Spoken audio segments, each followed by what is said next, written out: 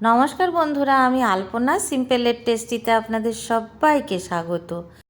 আজকে শেয়ার করব দুর্দান্ত স্বাদের মটর পনির পরোটা। এই পরোটা এতটা সুস্বাদু খেতে হয়, এর সাথে কিন্তু কোনো তরকারিও লাগবে না। তো দেখে নেওয়া যাক আজকের পরোটার রেসিপি। মটর পনির পরোটা বানাবার জন্য মটর লাগবে। তো এখানে আমি কিছুটা মটর নিয়ে নিয়েছি। তো মটরগুলো এখন আমি মেপে দেখাতে পারবো না যে কতটা মটর নিয়েছি, কিন্তু ছাড়িয়ে নেবার পরে অবশ্য আপনাদের দেখাবো কতটা মটর নিলাম। তো দেখুন বন্ধুরা, মটরগুলো এখন ছাড়িয়ে নেব। শীতকালে নানানভাবে আমরা মটর খেয়ে থাকি, তার মধ্যে এই একটি রেসিপি মটর পনির পরোটা। এই পরোটা এতটা সুস্বাদু লাগে, বাচ্চাদের টিফিনেও দিতে পারবেন, আর অফিসের টিফিনেও আপনারা বড়রা নিয়ে যেতে পারবেন, বাড়িতে ব্রেকফাস্টে খেতে পারবেন বা ডিনারেও খেতে পারবেন। তো আমার মটরগুলো ছাড়ানো হয়ে গেছে, এখন আমি কাপের মধ্যে দিয়ে মেপে নেব। এটা মেজারিং কাপের হাফ কাপ। এতটা মটর নিলে আজকের জন্য আমার পরোটা রেডি হয়ে যাবে। তো বন্ধুরা, আপনারাও আপনাদের প্রয়োজন মতো অবশ্য নিয়ে নেবেন। একটি মিক্সার জার নিয়ে নিয়েছি, তার মধ্যে মটরগুলো দিয়ে দেব। সঙ্গে যোগ করব অল্প একটু আদা। এখানে হাফ ইঞ্চি মতো আদা 4 টুকরো করে নিয়েছি। দিয়ে দেব সঙ্গে দুটো লঙ্কা দুটোকে আমি ভেঙে দিয়েছি। সঙ্গে অল্প একটু জল দিয়ে গ্রাইন্ড করে নিতে হবে। খুব মিহি করে কিন্তু গ্রাইন্ড করতে হবে। তো দেখুন বন্ধুরা, আমি গ্রাইন্ড করে নিয়েছি। এই রকমই কিন্তু দেখতে হবে, খুব মিহি করে গ্রাইন্ড করতে হবে। এখানে আমি নিয়ে নিয়েছি অল্প একটু পনির। তো আপনারা যদি বেশি পনির খেতে চান একটু বেশি পরিমাণে নিয়ে নেবেন। তো অল্প একটু পনির নিয়ে গ্রেট করে নেব। এখানে আমার মনে হচ্ছে 50 গ্রাম মতো পনির আছে। তো আপনারা সেই বুঝে কিন্তু পনির নেবেন। বেশি বেশি করে দিলে পনির কিন্তু খেতে বেশ ভালো লাগবে। তো আমার কাছে যতটুকু ছিল ততটুকু দিয়েই আজকের রেসিপিটা বানাচ্ছি। তো পনিরটার মধ্যে এখন যোগ করব গোলমরিচের গুঁড়ো 1/4 চামচ দিয়েছি। স্বাদ অনুসারে লবণ দিয়ে দেব। তো এখানে বেশি কিছু মশলা আজকে দেব না, গোলমরিচ আর লবণ দিয়ে পনিরটাকে ভালো করে মিশিয়ে নেব। আপনারা চাইলে অন্যান্য মশলাও কিন্তু দিতে পারেন। তো এখানে চাট মশলা বা আমচুর মশলা কিংবা জিরা ধনে এসব কিন্তু দিতে পারেন। তো আমি এখানে কিছুই দেব না। আজকের পরোটা খুব সিম্পলভাবে বানাবো আর সুস্বাদু হবে। একটি মিক্সিং বোল নিয়ে নিয়েছি। এই বোলের মধ্যে নিয়ে নেব মটরের যে পেস্টটা করে রেখেছিলাম। অল্প একটু মিক্সার জারে জল দিয়ে পুরো মটরটাকে নিয়ে নেব, যাতে মটরটা নষ্ট না হয়।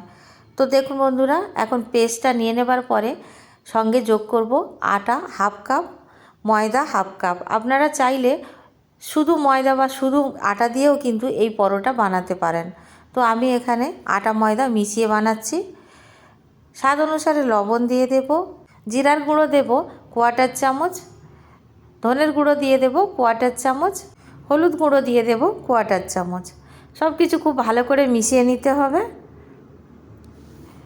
তো এখানে আমি অল্প অল্প করে জল দিয়ে ভালো করে মিশিয়ে নেব। তো কতটা জল লেগেছে সেটা বলা যাবে না, কিন্তু ঘনত্বটা আমি অবশ্য আপনাদের দেখিয়ে দেব যে কতটা ঘনত্ব থাকবে। এখন আমি অল্প অল্প করে জল দিয়ে দেব। খুব ভালো করে মিক্স করে নিতে হবে। খেয়াল রাখতে হবে একটুও কোথাও ডালা না থাকে। তো এইভাবে নাড়াচাড়া করতে করতে খুব সুন্দরভাবে ফেটিয়ে নিতে হবে। তো যত ভালো করে ফেটিয়ে নেব বা মিশিয়ে নেব তত কিন্তু পরোটাটা বেশি ভালো হবে। ভালো করে মিশিয়ে নেব এইভাবে। দেখুন খুব ভালো করে কিন্তু আমি মিশিয়ে নিচ্ছি, যাতে ভিতরে কোনো রকম দলা না থেকে যায়। তো খুব ভালো করে মিশিয়ে নিয়েছি। আরও একটু জল দেব। এইভাবে অল্প অল্প করে জল দিয়ে খুব ভালো করে একটা ব্যাটার তৈরি করে নেব। মসৃণ ব্যাটার একটা তৈরি করতে হবে। খুব ভালো করে মিশিয়ে নিয়েছি। এখন ঢাকা দিয়ে 5 মিনিট রেখে দেব। 5 মিনিট পরে আমি যোগ করব চিলি ফ্লেক্স 1/4 চামচ, গোটা সাদা জিরা দিয়ে দেব 1/4 চামচ। আপনারা জিরার পরিবর্তে জোয়ান ব্যবহার করতে পারেন বা আপনারা দুটোও দিতে পারেন। ভালো করে মিশিয়ে নেবার পরে মনে হলো একটুখানি মোটা আছে ব্যাটারটা, তো অল্প করে আমি এখানে জল দিয়ে দেব। জল দেবার পরে আরও একটু ভালো করে মিশিয়ে নিতে হবে। তো জল যতবার দেব খুব ভালো করে কিন্তু ততবার মেশাতে লাগবে। আর দেখুন খুব সুন্দরভাবে ব্যাটারটা রেডি হয়ে গেছে। কনসিস্টেন্সিটা এই সময় আপনারা দেখে নেবেন কেমনটা হবে। তো আমি এখন এখানে দিয়ে দেব রিফাইন্ড তেল 2 টেবিল চামচ। এতে করে পরোটাটা খুব সুন্দর নরম হবে আর খুব ভালোভাবে ভাজা হবে। তেলটা দেওয়ার পরে আরও একবার ভালো করে মিশিয়ে নেব। সব কিছু খুব ভালো করে মিশিয়ে নিয়েছি। দেখুন এই রকমই কিন্তু দেখতে হবে।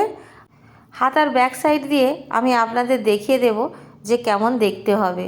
দেখুন এইরকমই কিন্তু পাতলা হবে, খুব মোটা না খুব পাতলা না, সেরকম একটা ব্যাটার তৈরি হবে। তো দেখুন ব্যাটার আমাদের রেডি হয়ে গেছে। এখন আমি গ্যাস জ্বালিয়ে একটি প্যান বসিয়ে দিয়েছি। প্যানের মধ্যে দিয়ে দেব অল্প একটু রিফাইন্ড তেল। খুবই সামান্য তেল দিলে কিন্তু এই পরোটা রেডি হয়ে যাবে। আপনারা দেখে নিশ্চয়ই বুঝতে পারছেন, খুবই অল্প করে তেল ব্রাশ করে নিয়েছি। এক হাতা ব্যাটার নিয়ে এইভাবে রাউন্ড শেপে ঘুরিয়ে নিতে হবে। তো এইভাবে কিন্তু সব দিকটা স্প্রেড করে দিতে হবে। তো দেখুন ব্যাটারটাকে আমি খুব সুন্দরভাবে স্প্রেড করে দিয়েছি। যখন ওপরটা শুকিয়ে আসবে তখন আমরা দিয়ে দেব পনির। তো দেখুন খুব সুন্দরভাবে শুকিয়ে গেছে। তারপরে আমি অল্প একটু পনির দিয়ে দিলাম। আপনারা চাইলে আরও একটু বেশি করে পনির দিতে পারেন। পনিরের পরিবর্তে আপনারা এখানে আলুও ব্যবহার করতে পারেন।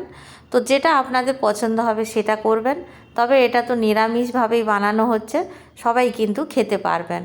ভিডিওটি যদি ভালো লাগে লাইক শেয়ার কমেন্ট করে দেবেন। আমার চ্যানেলে নতুন বন্ধু হলে প্লিজ একটা সাবস্ক্রাইব করে দেবেন। দেখুন এইভাবে কিন্তু পরোটা আমি ফোল্ড করে নিয়েছি। তো এখন উল্টে পাল্টে ভেজে নিতে হবে। খুব বেশি তেল ব্যবহার করার প্রয়োজন হয় না, খুবই নরম হয় এই পরোটা। তো আমি অল্প অল্প করে তেল ব্রাশ করে এইভাবে ভেজে নিচ্ছি। ভালো করে উল্টে পাল্টে ভেজে নিতে হবে। লো টু মিডিয়াম আঁচে রেখে পরোটাটা ভাজতে হবে, তা নইলে ভিতরে কাঁচা থেকে যেতে পারে। পরোটা আমি একটা ভেজে নিয়েছি, দেখুন কত সুন্দর দেখতে হয়েছে। একইভাবে আমি আরও একটা পরোটা ভেজে আপনাদের দেখাবো কেমন দেখতে হয়েছে।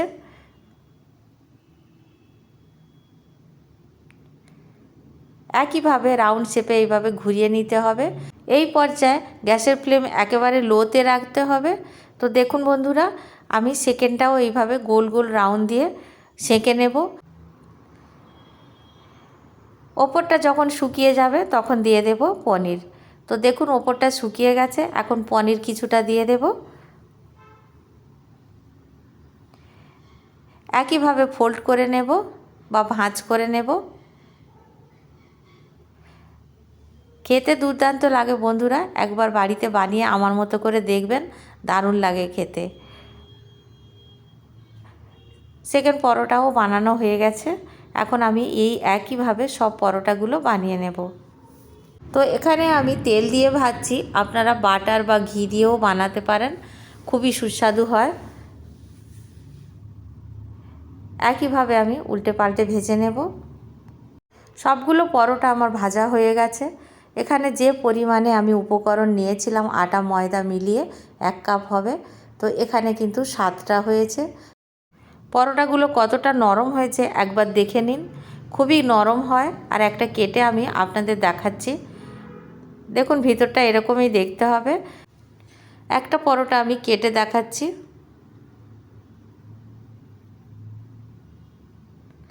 এরকমই যদি আপনারা পুর বেশি করে দেন তাহলে আরও বেশি ভালো লাগবে। বাড়িতে বানাবেন, কেমন লাগলো কমেন্ট করে জানাবেন। রেসিপি যদি ভালো লাগে একটা লাইক দিয়ে দেবেন। আমার চ্যানেলে নতুন বন্ধু হলে সাবস্ক্রাইব করতে ভুলবেন না যেন। আজকের এই পর্যন্ত, দেখা হবে পরের ভিডিও নতুন কোনো রেসিপির সঙ্গে। সুস্থ থাকবেন, ধন্যবাদ, নমস্কার।